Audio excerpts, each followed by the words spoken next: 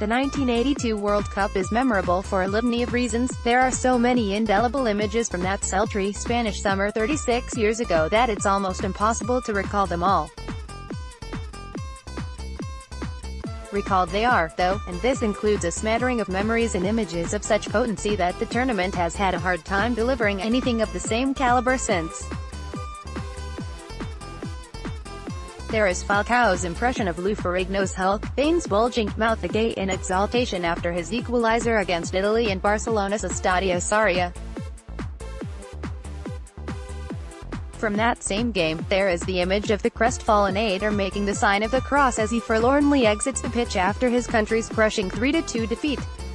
Earlier in the second group phase came the best double Diego Maradona's castration attempt on João Batista as the holders came unstuck against Brazil. Alberto Tarantini's subsequent hug and ruffling of the diminutive maestro's hair as he crept away, humiliated after his sending-off, is also up there in the collective World Cup memory bank. Brian Robson's 27-second opener against France in Bilbao and David Nery's toe poke against Brazil, together with John Motson's screeching of Armstrong, after the Watford man had scored the winner for Northern Ireland against Spain, are memories of a time when more than one British nation made it to the finals. The absolute jewel, however, has to be the semi-final held on the 8th of July deep in the south, in Seville's Estadio Ramon Sanchez Pizjuan. This was a Franco-German encounter worthy of Greek tragedy, with Platini as the tragic hero and Schumacher's assault on Patrick Battiston as the catastrophe, while the fates ultimately decreed that Jep Derwal's Germans would triumph in the end. All this is before we even consider the ultimate victors, Italy, whose Paolo Rossi-inspired revival following the 1980 Tontanero bribery scandal is one of the great tales of World Cup history. The emotive nature of Italy's triumph in Madrid is encapsulated by Marco Tardelli's goal celebration, a release of tension and an outpouring of joy, elation, and wonderment seldom bettered in the finals. Perhaps Tardelli's moment of rapture is, above all, the signature image of that summer's World Cup. One thing Spain '82 is hardly ever recalled for, though, is the performance of the host nation itself. Spain were drawn in a group alongside Northern Ireland, Yugoslavia and Honduras. It was a pool which was considered navigable enough, although Miljonics Yugoslavs had topped their qualifying group ahead of Italy and were considered serious dark horses. Billy Bingham's Northern Ireland were another surprise package, having finished behind Scotland in qualifying Group 6, ahead of Sweden, Portugal and Israel. Honduras had edged out Mexico to win the CONCACAF qualifiers, where they were joined by El Salvador, who had ended up in Group 3 with Argentina, Belgium and Hungary. If Spain seems a natural destination for the World Cup party to descend upon, back in 1982 it was still a country coming to terms with itself following the return of democracy. Awarded the tournament in 1976, just a year after General Franco's death, it was hoped that the finals would present a revitalized Spain to the world. Similarly, whereas today's La Liga outfits dominate continental competition and also top the charts where global revenues are concerned, the years preceding 1982 tell a different story. Real Madrid's golden days were a distant memory, with the last of their 6 European Cups having been won in 1966.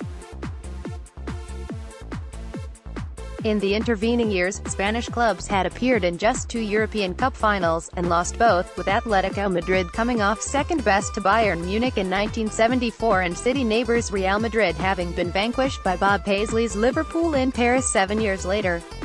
Read the often forgotten excellence of Spain at Euro '84. The Cup Winners' Cup tells only a slightly more uplifting tale, with just 3 Spanish victories since the tournament's inception. These were, however, recent affairs, with wins for Barcelona in 1979 and in World Cup year 1982, alongside Valencia's penalty shootout triumph over Arsenal in 1980. In the UEFA Cup, a runners-up spot for Athletic Club in 1977 was the sole credible Spanish performance in the second-tier competition during the decade preceding Spain '82. For the national team, things had been even leaner still. Spain's record in the World Cup up to 2010 was, at best, patchy. Of the nations considered to be among the continent's elite, only England has a worse record. In 1982, that record looked even bleaker still. Like England, Spain had a lone international success and, like England, that had been achieved on home soil. The 1964 European Championship, only the second to be held, had been won by Spain in Madrid.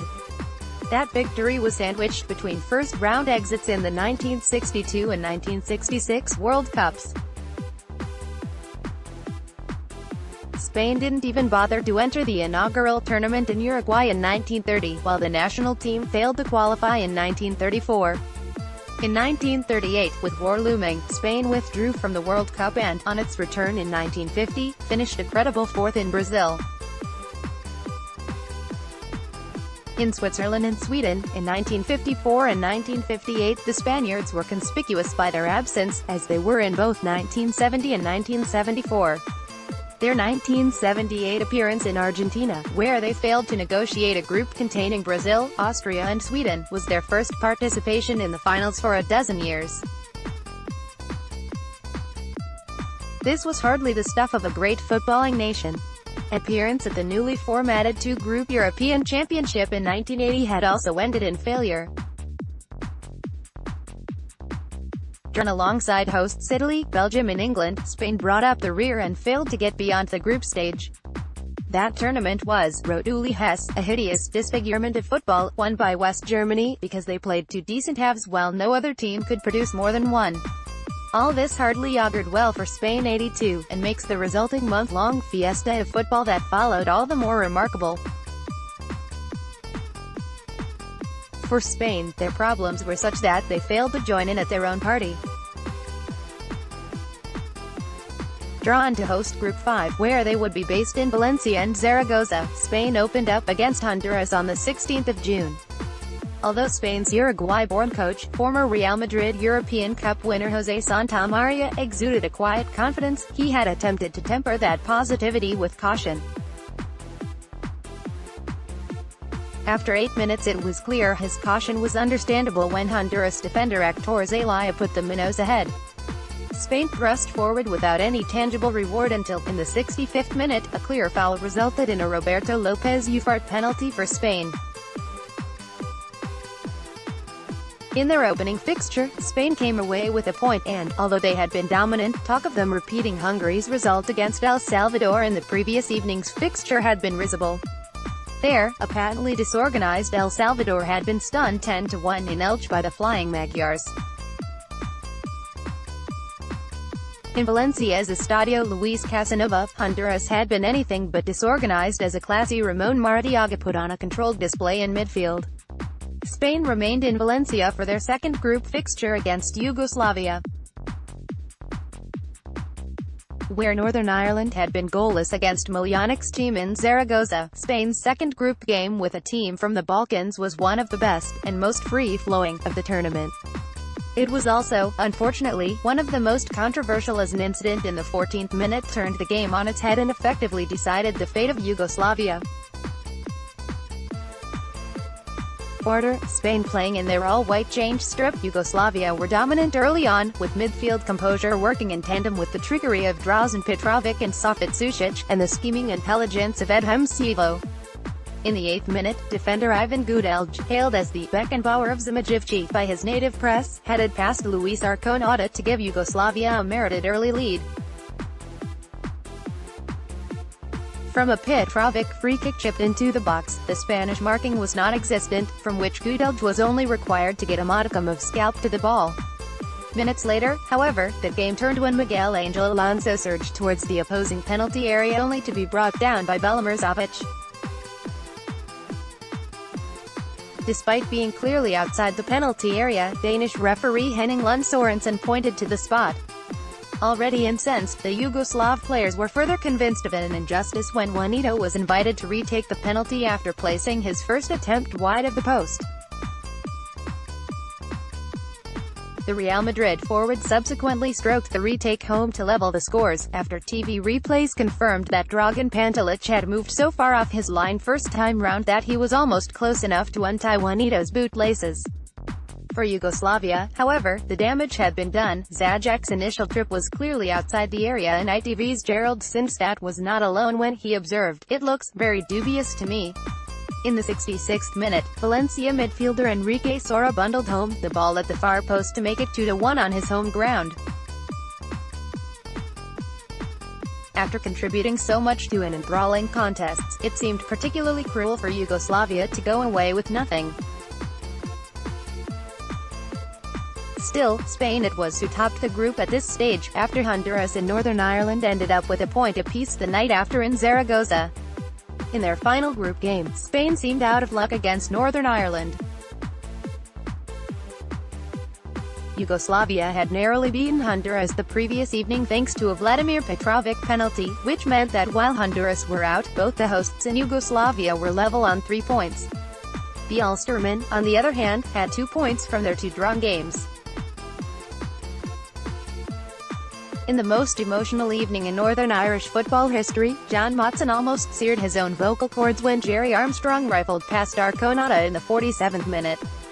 Improbably, the score remained 1-0 and Northern Ireland advanced as group winners, while the Spaniards moved to Madrid to face West Germany and England. José Santamaría, straining to present a diplomatic and credible face in the firing line of questioning, argued, "It is sad and lamentable that our goalkeeper played 3 games without even touching the ball, and in the 3 attacks against us they scored 3 goals. We did not play a lesser game than we played against Yugoslavia. We dominated from beginning to end and had the misfortune that in one counterattack a goal was scored against us." Spain had their big stage in the second round, although the tournament was effectively over for them the moment Luis Arconada fumbled against West Germany and Pierre Libaski lashed home the rebound. In front of a 90,000 capacity crowd in the Bernabeu, Jesus Zamora scored a consolation goal late in the game to give a respectable gloss to the 2-1 scoreline. Emilio Butragueño, the Vulture 3 days later, in front of 75,000 on Madrid's hallowed turf. The 2 great underachievers of European and world football skulked away from the tournament, one unbeaten, the other having only won 1 game in 5. If England's stay in Spain can be seen as a credible performance following a 12-year absence from the tournament, Spain's displays as host are probably the worst in the history of the tournament. Yes, South Africa failed to negotiate the group stages in 2010 and, yes, Japan exited the party on home soil in 2002 at the last 16 stage. Neither South Africa or Japan, however, can seriously claim to be leading footballing powers with cherished traditions in the club game at domestic and continental level.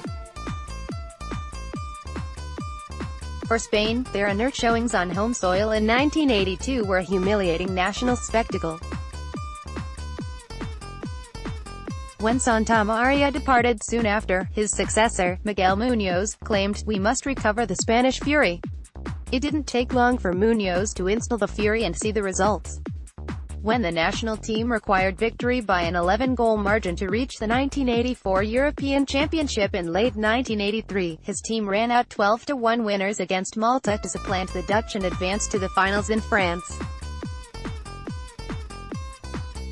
There, with a squad which contained just 7 survivors from the 1982 World Cup campaign, Spain almost broke their string of bad luck. As fate had denied the French in Seville 2 years earlier, so it denied Spain in Paris in 1984. When a Michel Platini free kick inexplicably crept under Arconada's body, it seemed that nothing would ever go their way. Still, an appearance in the final at the culmination of a tournament that was a triumph for football was a step in the right direction.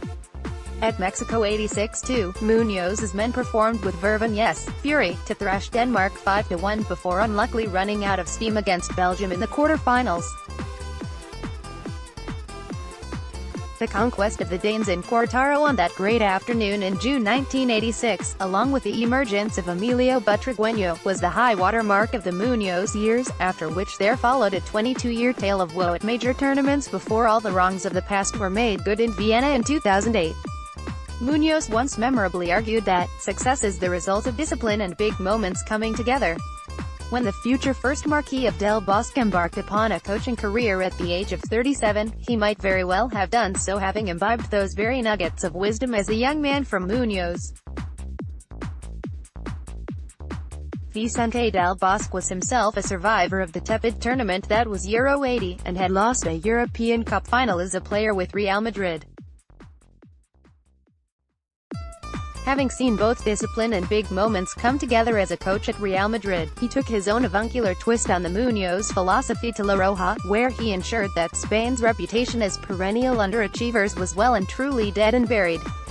By Gareth Blanded Peak Districtman.